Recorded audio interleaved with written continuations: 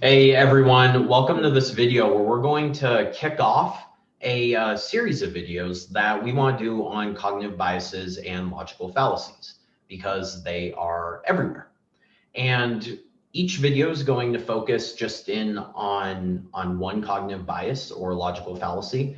And our goal with this is to hopefully at the end of it have a repertoire of videos that describes some of the most common cognitive biases and logical fallacies that people engage in, including yourself. And so this resource for debating. Yeah, it's a good resource for debate. It also helps you strengthen your arguments and understand why people believe things that they believe. And I think it's great for self-introspection too, and pointing this stuff out in yourself. Like pointing my own out is like something I do constantly. Yeah. Because we all fall for them. Yeah. These are completely normal. And so our whole point here is to hopefully give you a resource to help you strengthen your own arguments and understand why certain people think the way they do and why they form the arguments that they do. So with that being said, we're going to start with anchoring.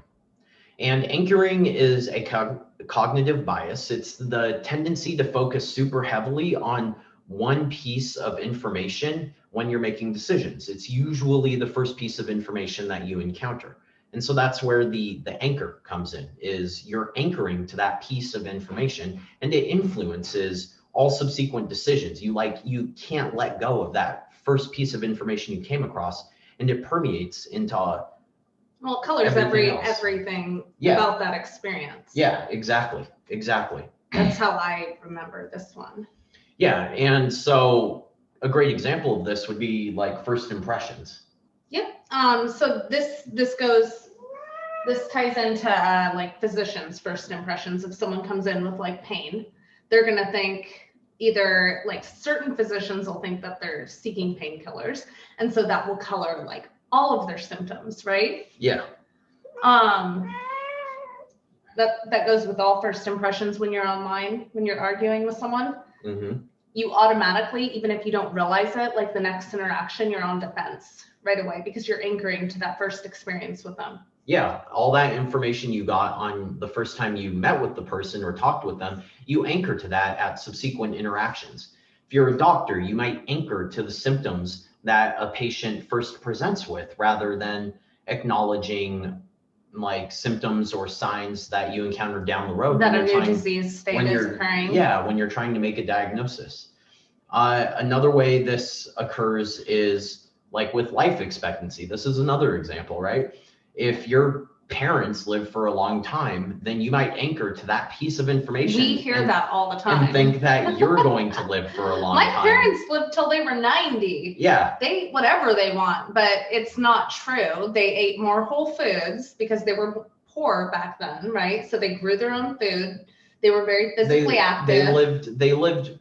The point here is that you anchor to the fact that they lived to be like 90 or 100. And you don't acknowledge all the other differences. Lifestyle. Like, yeah, all the lifestyle differences.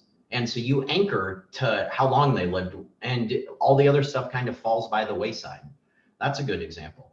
Another example that's common for a lot of the adults out there, right, is buying a car. If you go to buy a car, then like, let's say you go to a used car lot, they'll spit out a price. And from that point forward, all the negotiations revolve around this arbitrary price that you encountered first. They probably were just making it up to anchor you in. Yeah, instead of like, you know, how much is it actually worth? You know, well, all sales are done around these psychological biases too. Yeah.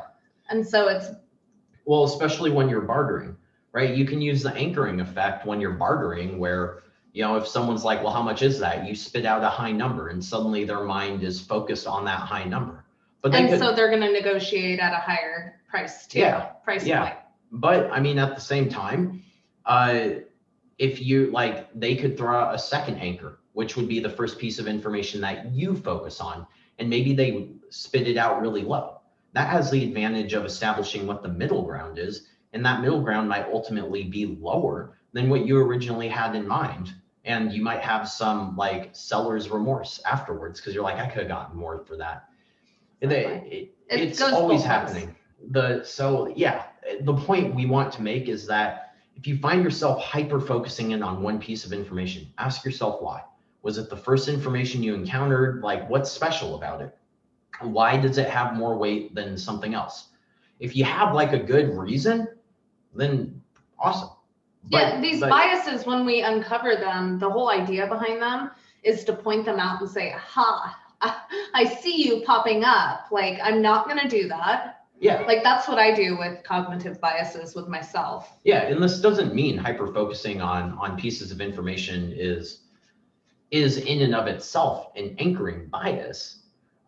Because again, if you have a reason for doing that, then that's your reason. You aren't being biased. But if you're just doing it because, I don't know, it was the first thing I heard, if you can't like form a logical explanation for why you're doing it, it's probably just the anchoring effect. And you should reevaluate your situation without giving it special weight. Exactly. Yeah. All right. So if you like the content of this video, then awesome. That's what we're trying to do. Please like it, share this video with someone who you think this information would help out. And if you haven't already, don't forget to subscribe to our YouTube channel. Thanks, everyone.